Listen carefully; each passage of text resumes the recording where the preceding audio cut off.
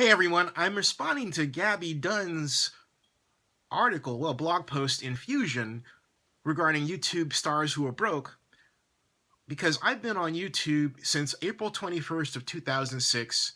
It is now, as of today, December 19th, 2015, and I have made over 7,500 videos to date. The specific number is going to change with the addition of this video. I have made, more often than not, enough money for my Google AdSense monthly payments alone to more than pay for my house bill, sometimes by a factor of 4. And even though that's diminished, the fact is that my entire income is based on the videos that I make on YouTube, because they become blog posts. I have an 82 blog network, and they go on to multiple Twitter accounts that I run.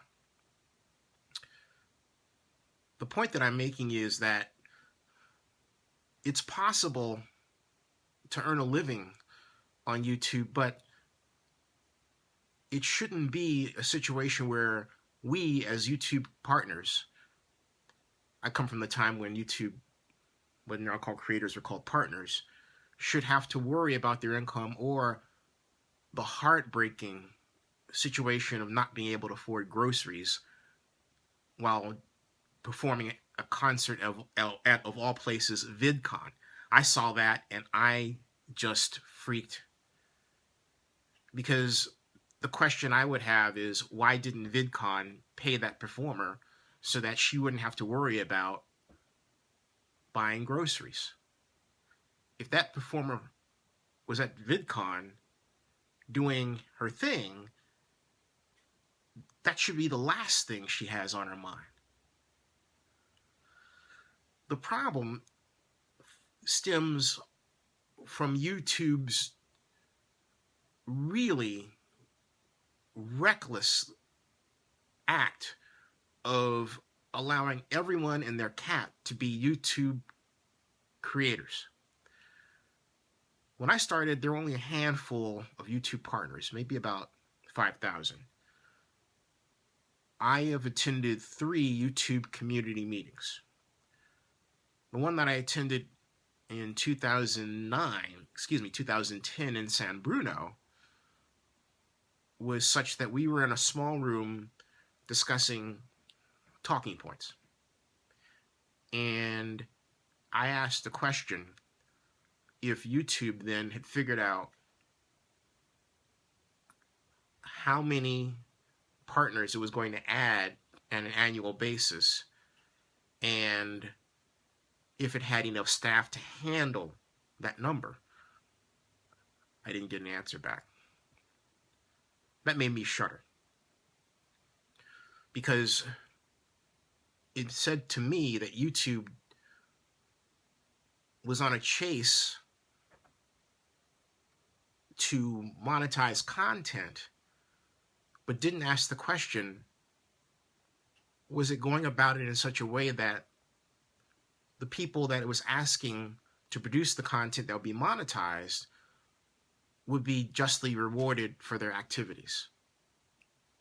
And the answer, as you've shown, and you're not the first to do this, is, by and large, sadly, no. There has to be a whittling down of partners, and the way to do it is, I think, encapsulated in watch time. If a channel doesn't achieve a certain level of watch time, then that channel should not be regarded as a partner anymore, because you're not producing videos that produce a watch time. The sad fact of the matter is that because we have so many partners, there's so much content out there, and we have so many videos even from those people who aren't partners, that it's crowded out. Well, not so much crowded out, but forced down the amount of money a particular YouTube partner can make, regardless of brand in most cases. Now, why I say that is this. There are CBS videos, there are ESPN videos, like from ESPN First Take, that have surprisingly low numbers in view count, like 100 or 40 or 200, when you would expect them, considering the subject matter and the fact that it's Skip Bayless and Stephen A. Smith, to be in the 20,000 to even 200,000 view level. Not the case at all. There are a lot of reasons for that. Search engine optimization or lack thereof, channel optimization or lack thereof, poor placement of the video and so on external sites. But the bottom line is, you think, okay, because it's ESPN, that video automatically is just supposed to go into the stratosphere in terms of views, and it doesn't happen. I say that to say this. The problem that you're talking about, the problem that I've seen and I've experienced from time to time, we're all dealing with it. Because YouTube has become too large to effectively service its partners. Meanwhile, that size, that gargantuan number of monetized content items has formed the foundation for YouTube's revenue generation. Its ability to spread an advertiser's message across a wide base of videos. Now, you would say, oh, I want to say something else too on that note. I'm glad Gaby wrote the article, you Gaby, because it solidified my suspicion that large subscriber counts and channels and large view counts were not bringing large amounts of money. And I started thinking this at first because, let alone celebrity, okay? Let alone celebrity. And I started thinking that because of this. When Maker Studio first sent out a press release about PewDiePie, and I heard that PewDiePie had millions of subscribers, was the most subscribed person on YouTube, I was in suburban Atlanta, Georgia, and I just randomly walked into like a Walgreens. I needed to go in there anyway, and other establishments, and I would ask, excuse me, have you ever heard of PewDiePie? I got the strangest looks. No one had ever heard of PewDiePie. So you have to ask the question, how does a person, a channel maker, a YouTube creator, a YouTube partner, have 12 to 20 million subscribers, and yet the common bloke on the street has no idea who they are? How does that person have a view count that rivals some of the biggest movie stars going today, and yet no one on the street has heard of them versus, say, Julia Roberts?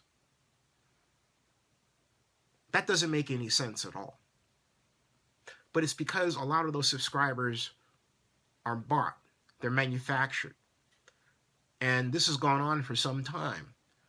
Meanwhile, YouTube has went through a number of changes in leadership. First, Chad Hurley was the founder and CEO. And then in 2007, Google bought YouTube. Then Chad Hurley gave way. He left, I believe, in 2010, gave way to another CEO. Then YouTube had yet another leader, I believe it was Lucas Watson, and that was 2011. And then Lucas Watson gave way to Robert Klinkle. And Robert Klinkle then gave way to Susan Wojcicki. And so if you count that, I think I'm leaving someone out. But let's just do a count. That's basically, I think I've named 5 people. Chad, then Lucas Watson, and then Robert Klinkle, and now Susan. That's 4 people. I know I've left out a 5th. There's someone else I've left out. But if you think about it, over the course of YouTube's history, that's basically a new CEO, a new leader every well, what, every 2 years of the last 10 years of its existence. That's not the picture of stability you want to see. And so if you have that kind of instability at the top, then it stands to reason that you're going to have turnover in other aspects of YouTube as well. There have been mainstays. For example, Steve Grove. I started off as a YouTube partner because of Steve Grove when he was the editor of the news and politics area for YouTube. He is now Google's director of Google News. And he's still very much involved, heavily involved with YouTube. He looks at YouTube from his base at Google because Google owns YouTube. But he's been a main player for 10 years. Well, just a little under 10 years because he didn't really start with him, I think, until 2006, something like that, 6 or 7.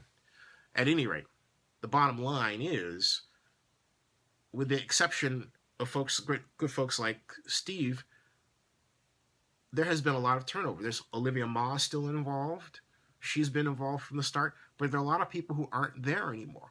I've been involved from almost the start, and it won't stop. I love YouTube, but there is an economic problem we have at various levels, from top creators to partner managers. This whole business of buying views and subscribers only exacerbates the problem because you have brand people out there who think that someone that has millions of views or millions of subscribers is actually worth investing in. They find that, hey, you know what? That engagement isn't there because those views and subscribers aren't really people. That's a huge problem. I have never bought views in my history here. Some people have said, how come this particular video has so many views? Well, it's because of the subject matter. I do news. And I find that if I want to earn money, I have to blog about a topic at the time that topic is hot and make sure it gets up on YouTube in a timely fashion. That's why I use YouTube Capture and my iPhone here. I'm a news vlogger. I also vlog about life and everything that happens. But a lot of you do shows, and God love you. That's hard. That's a hard go if you don't have a heavy marketing budget. And I refuse to join networks because the networks that contact me, they want me to give them something, even though I built 64 million views on this vast set of videos over the years that even cover the Democratic National Convention, Barack Obama's first speech, around the time he decided to run for president. I can go on and on and on. Oscar Grant riots in Oakland. I can go on and on and on. That's very valuable to me. I'm not concerned it's not valuable to them, but it's very valuable. So I have the networks approach me as if, oh, you should want to work with us. We can improve you. And then I say, hey, look, I'm credentialed for CES. Oh, then they don't respond. And then they'll chide me for having a small subscriber count. I say, well, why are you contacting me anyway? If you're going to put me down, why deal with me? Goodbye. I'm very happy on my own. I'm not going to give up money to be with them.